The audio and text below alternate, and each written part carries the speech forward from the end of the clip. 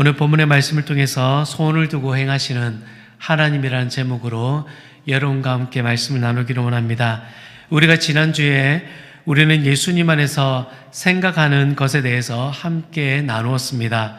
생각이란 사고의 과정을 넘어 우리의 행동을 이끄는 마음의 상태를 반영한다는 것을 우리가 알게 되었습니다. 특히 예수님을 묵상하게 될 때 그분의 삶이 우리의 삶에 놀라운 영향을 미친다는 사실을 발견하였습니다. 예수님은 하나님과 동등되신 분이셨지만 스스로 그 권리를 포기하셨습니다. 또한 종의 형체가 되어서 자신의 의지와 결정권을 내려놓으셨고 하나님의 뜻을 이루기 위해 죽기까지 순종하셨습니다. 이처럼 예수님의 삶은 우리에게 깊은 감동을 줌과 동시에 우리에게 큰 도전을 주기도 합니다. 사도 바울은 빌립보 교인들에게 예수님과 같은 마음을 품도록 권면하였습니다. 처음에는 부담스럽게 느껴질 수도 있지만 예수님의 모습이 우리 안에 나타날 때 우리는 놀라운 기쁨을 경험하게 됩니다. 그 첫 번째로 자아를 초월하는 기쁨이었고, 둘째는 공동체 안에서 함께 누리는 기쁨이었고, 셋째로는 하나님과의 친밀한 관계에서 오는 기쁨이었습니다. 오늘은 말씀을 나누기에 앞서서 하나의 예화를 여러분과 함께 나누면서 이어가고자 합니다. 아프리카 오지에서 병원을 운영하고 있는 의료 선교사님이 계셨습니다. 어느 날 한 흑인 청년이 정글에서 칼로 나무를 찍다가 실수로 자기 발등을 잘못 찍어 피 흘리는 발을 나뭇잎으로 움켜 싸고 병원에 있는 20리길 약 8km의 길을 뛰어왔습니다. 선교사님이 그 청년을 치료하고 있는데 얼마 후에 그 흑인 청년 어머니가 찾아왔습니다. 선교사님은 그 어머님에게 밀림에서 어떻게 이곳을 찾아왔는지를 물었습니다. 그때 어머님의 대답이 인상적이었다고 합니다. 아들의 핏자국을 보고 따라왔지요. 그 말이 선교사님에게는 평생 잊을 수 없는 메시지가 되었다고 합니다. 그래, 맞아. 십자가에서 피 흘리신 예수님의 핏자국을 보고 날마다 예수님을 따라가는 삶, 이것이 우리 기독교인의 신앙생활이야 라고 말입니다. 사랑하는 여러분, 예수님 안에서 생각하는 모든 것은 우리의 삶으로 나타나고 그것이 주님께서 걸어가신 길을 따라서 우리가 함께 걷는 것을 의미합니다. 우리가 걸어가는 그 길은 곧 다른 사람들에게 예수님을 알려드리는 길이기도 합니다. 사도 바울은 갈등과 분쟁으로 인하여 방향을 잃어버린 이 빌립보 교인들에게 예수님 안에서 생각하도록 권면하여 그분의 길을 따르도록 권면하고 있습니다. 뿐만 아니라 그들이 예수 안에서 생각한 것을 실질적인 삶으로 옮기도록 촉구하고 빌립보 교인들에게 신자의 책임으로 항상 복종하여 두렵고 떨림으로 구원을 이루라고 오늘 본문에서 말씀해 주고 있습니다. 첫 번째 신자의 책임으로 우리 12절 말씀을 함께 읽겠습니다. 그러므로 나의 사랑하는 자들아, 너희가 나 있을 때뿐 아니라 더욱 지금 나 없을 때에도 항상 복종하여 두렵고 떨림으로 너희 구원을 이루라. 아멘. 여기서 말하는 구원을 이루라라는 것은 단순히 믿고 천국에 가는 것을 의미하는 것이 아닙니다. 빌립보 교회 여러분, 가장 큰 문제는 무엇이었습니까? 공동체 내에 심각한 분열이라는 어려움을 겪고 있었습니다. 바울은 이러한 분열을 극복하고 화합된 공동체를 이루는 것을 사회적 구원으로 여겨서 구원을 이루라고 말하고 있는 것입니다.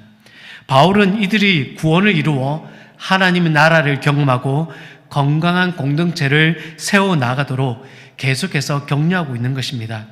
이와 비슷한 맥락에서 사도 바울은 고린도전서 3장 17절을 이렇게 말씀하고 있습니다.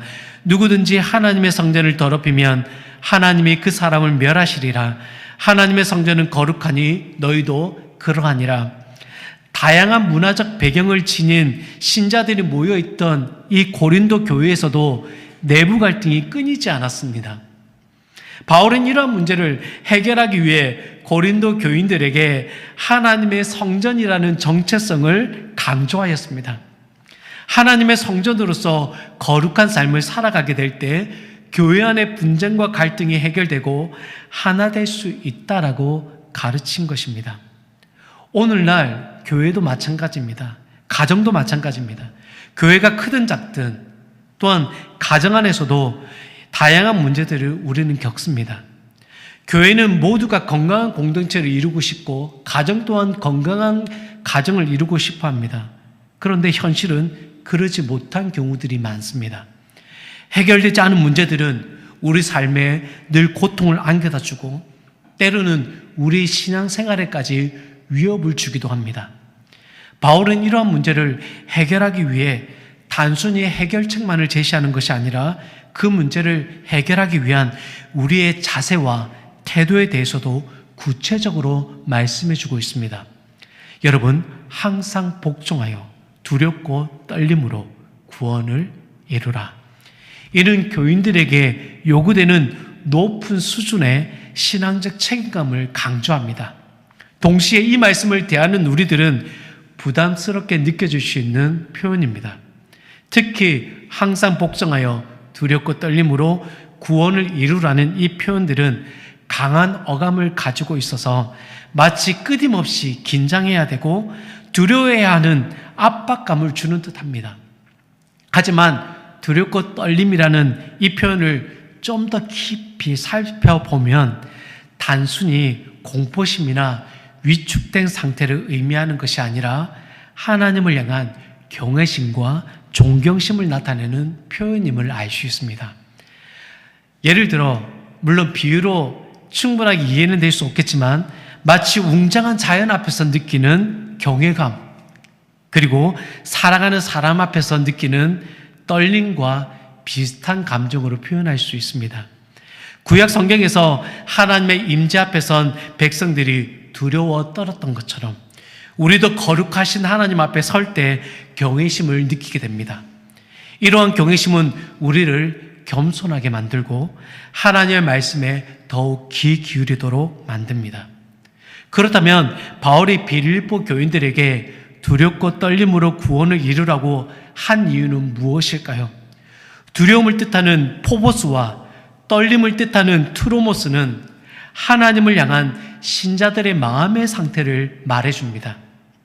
이처럼 바울은 빌립보 교인들에게 겁을 주거나 위축시키려는 의도가 아니라 교인들이 예수 그리스도를 더욱 깊이 사랑하고 그분의 뜻대로 살아가기를 간절히 바라는 마음으로 말씀하고 있는 것입니다. 지지난주 말씀처럼 예수 그리스도를 생각할 때 저와 여러분 마음 가운데 어떤 감정을 느낄 수 있을까요?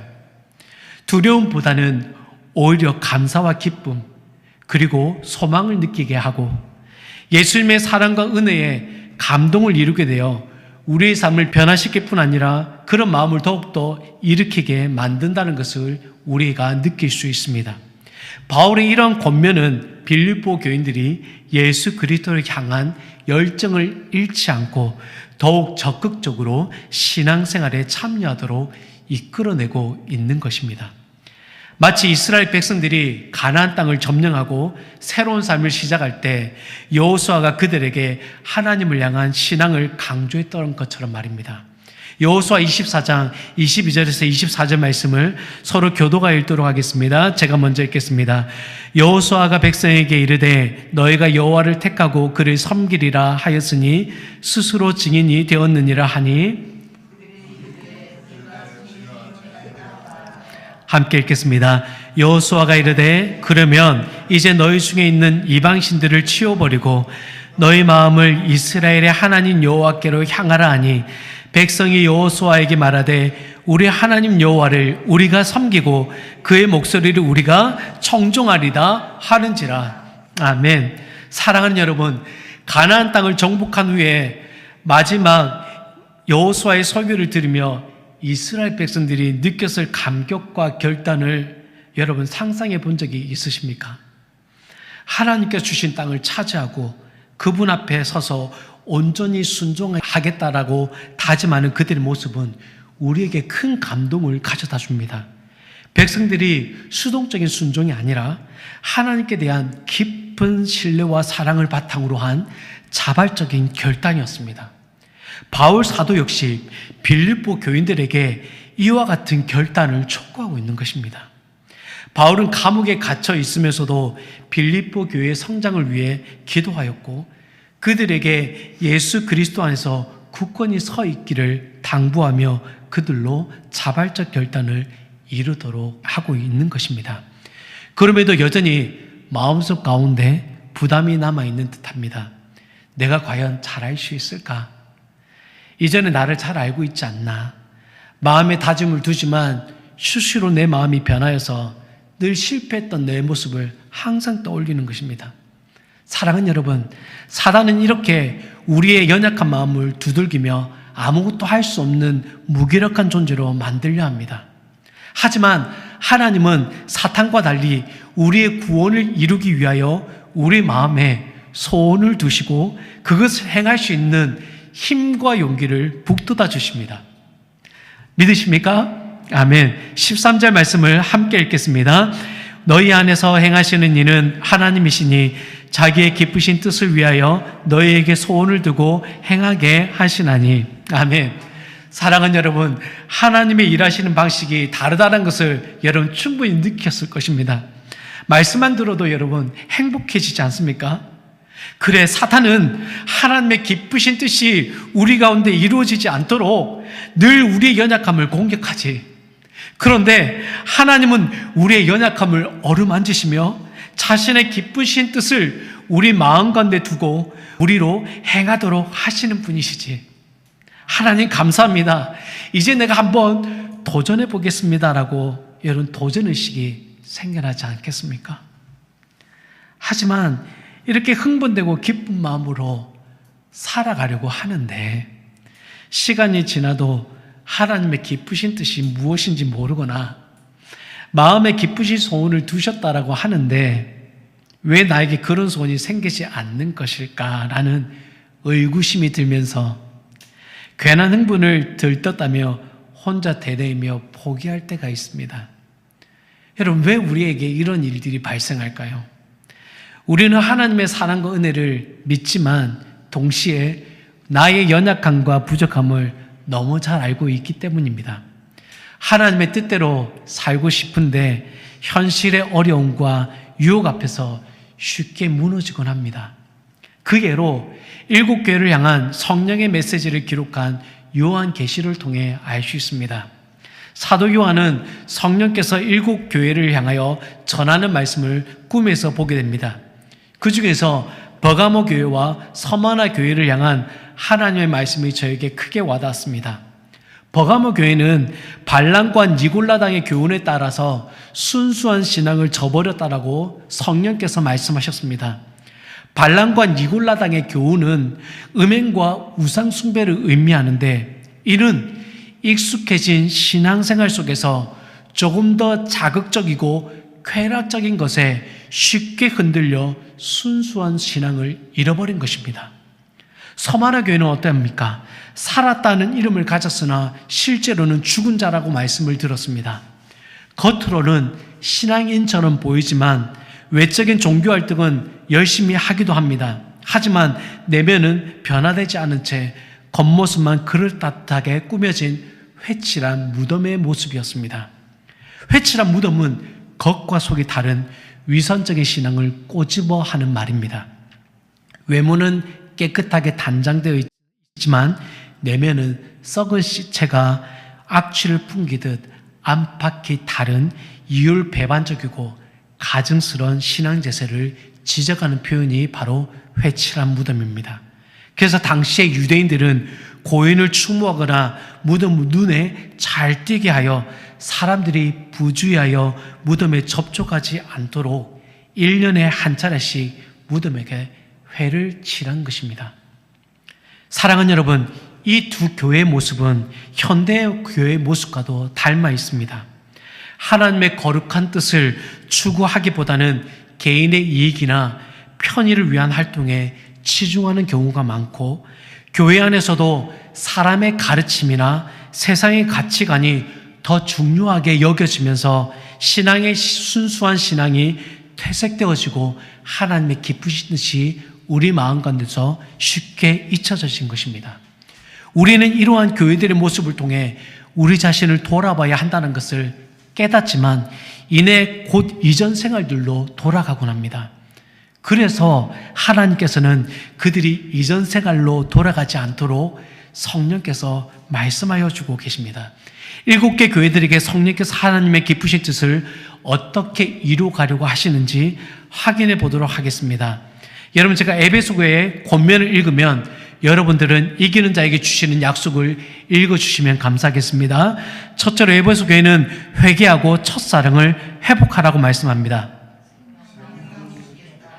서머나 교회는 고난을 두려워 말고 죽도록 충성하라고 말씀했습니다. 버가모 교회는 회개하라는 권면을 받았습니다. 두아디아 교회는 심판이 다가오므로 믿음을 지켜라고 말씀하셨습니다. 사대 교회는 깨어서 남은 것들을 굳게 하라고 말씀하셨습니다. 빌라델비아 교회는 믿음을 지키라고 권면하였습니다. 라오디게아 교회는 불로 연단한 금과 흰옷을 사서 수치를 보이지 않게 하라는 권면을 받았습니다. 아멘. 사랑하는 여러분, 이렇게 하나님께서는 우리 마음 가운데 기쁘신 뜻을 두시기 위하여 우리에게 7개 교회에게 말씀하셨던 것처럼 우리에게 말씀하여 주시고 계십니다. 또한 이 말씀뿐 아니라 앞으로 이루어지게 될 그 놀라운 축복들을 또한 약속과 함께 우리에게 말씀해 주십니다. 그러면 우리는 하나님의 이 기쁘신 뜻이 우리 가운데 이루어지게 하려면 어떻게 해야 할까요?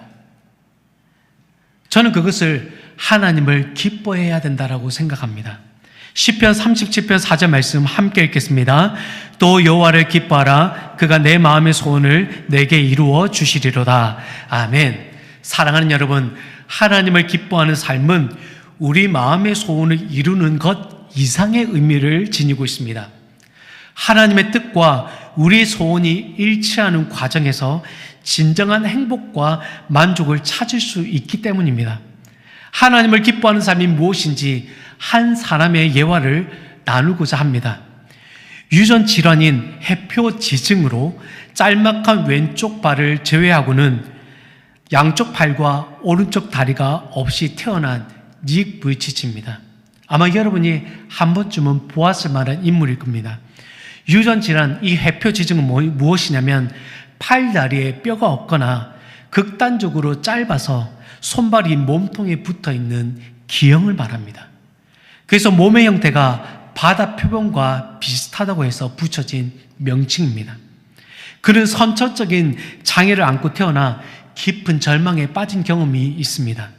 그가 6살 때 다른 아이들과 차이점을 느껴서 우울증에 빠져 자살을 시도한 차례가 있습니다.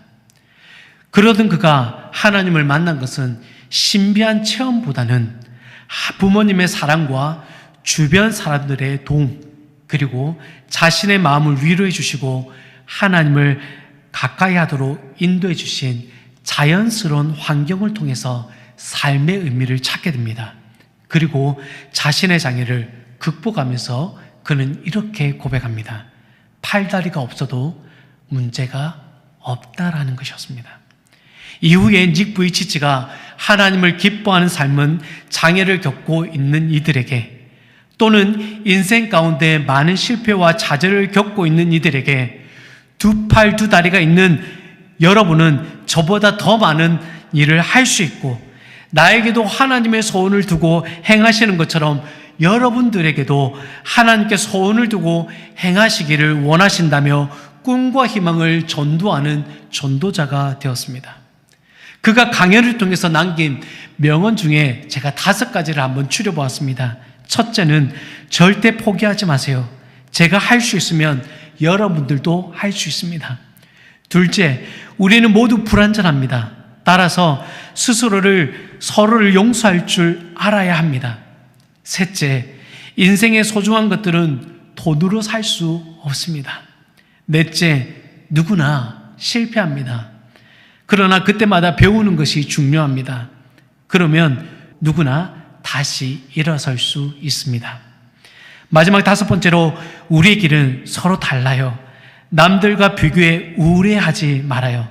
내가 가지고 있는 것에 감사하고 나의 장점에 집중하라고 한국의 청소년들에게 말해주고 싶습니다. 이것이 강연 중에 남긴 명언 중에 5가지입니다. 최근에는 2023년 7월 기독 일보를 통해서 근황이 소개되었습니다. 미국 교회가 더 늦기 전에 회개하고 낙태, 포르노, 중독, 성매매와 같은 시급한 문제에 대해 담대하게 말해야 한다며 회개의 소식을 전하고 있습니다. 그리고 그가 세계를 돌아다니며 꿈과 도전을 주면서 했던 고백이 있었습니다. 저는 결혼해서 행복한 가정을 가질 것입니다라고요. 이 말을 들었던 많은 사람들은 속으로 설마라는 생각으로 넘겼을 수도 있습니다. 하지만 하나님께서는 그에게 자녀 4명을 둔 6식구와 함께 행복한 생활을 하도록 이루어 주셨습니다. 사랑하는 여러분, 이게 가능한 일입니까? 팔과 다리가 없이 아무것도 할 수 없을까라고 생각했던 신체를 가지면서도 하나님께서는 그에게 기쁘신 뜻을 그의 마음 가운데 주셨습니다. 그리고 그 마음의 소원, 심지어 그가 결혼하겠다라는 그 소원까지도 하나님은 이루어 주셨습니다. 하나님의 이러한 기쁘신 뜻은 닉 부이치치에게만 아니라 오늘 우리에게도 동일하게 역사하셔서 우리에게 소원을 두고 하나님의 구원을 이루실 뿐 아니라 우리의 소원도 이루어지시는 하나님을 믿으시기를 축복합니다. 아멘. 우리가 이런 모든 일들을 이루기 위해서는 여러분, 또한 우리가 제거해야 될 것이 있습니다. 바로 원망과 시비를 제거하는 것입니다. 14절 말씀 함께 읽겠습니다. 모든 일을 원망과 시비가 없이 하라. 아멘. 여러분, 한 번 더 읽겠습니다. 모든 일을 원망과 시비가 없이 하라. 아멘. 사랑하는 여러분, 우리가 일상생활들 가운데서 원망과 시비 얼마나 많이 합니까? 지난 주간에 여러분, 원망과 시비 얼마나 많이 했습니까?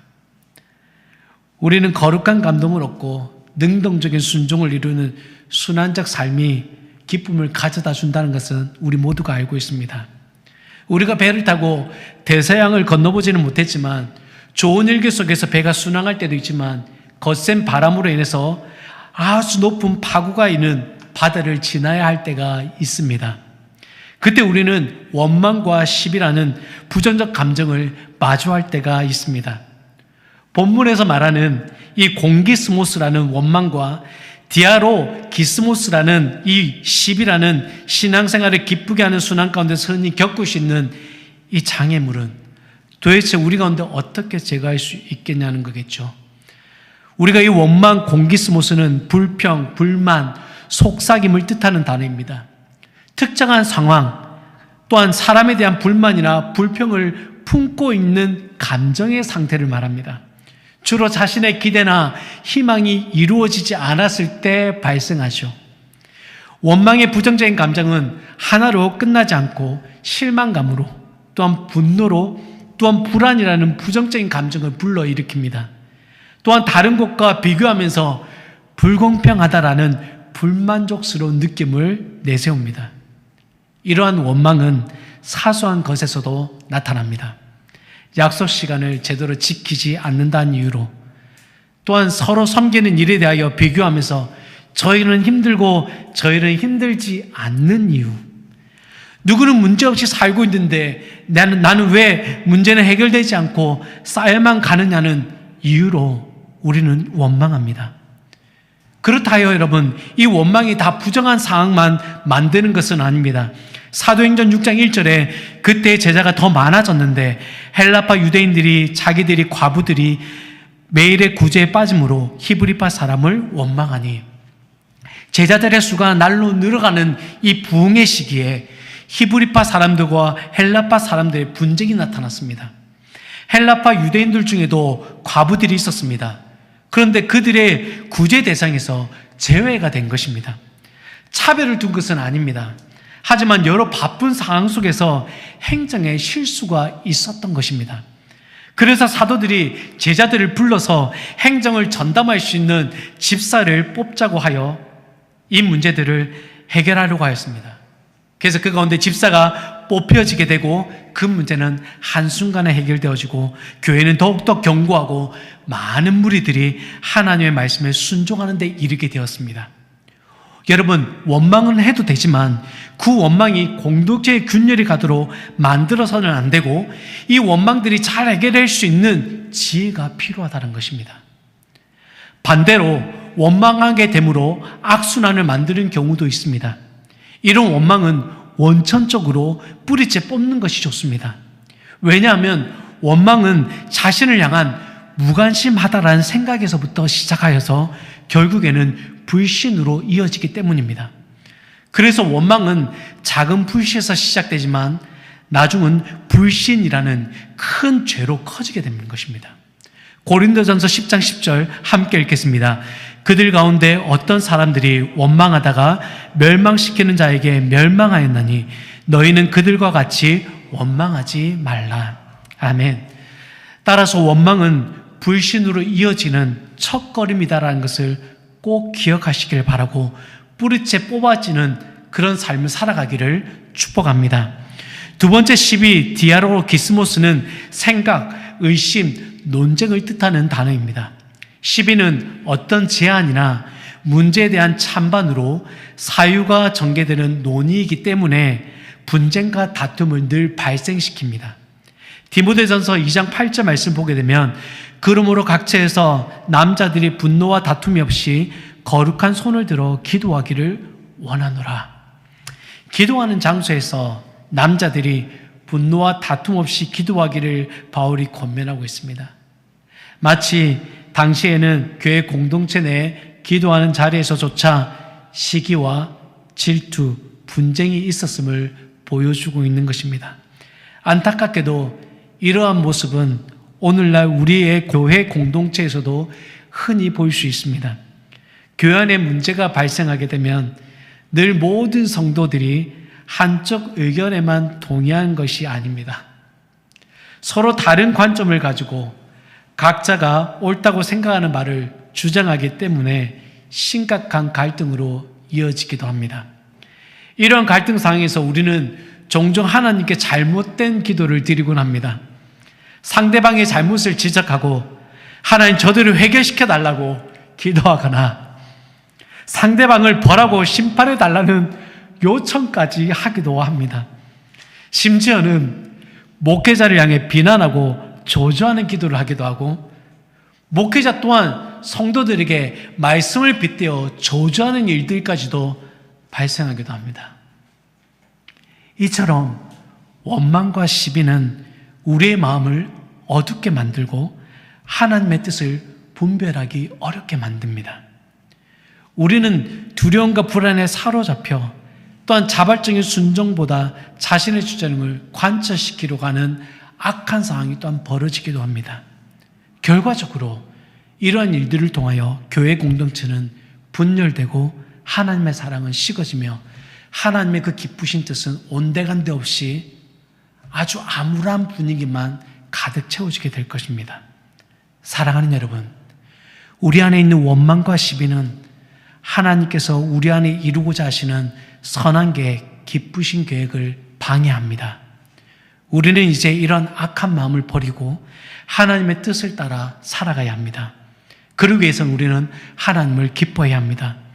하나님께서 우리의 마음을 새롭게 하시고 서로를 용서하며 화해하도록 인도하여 주셔서 우리 마음 가운데 스스로 구원을 이루고자 하는 그런 거룩한 열정이 우리 가운데 일어나기를 바랍니다.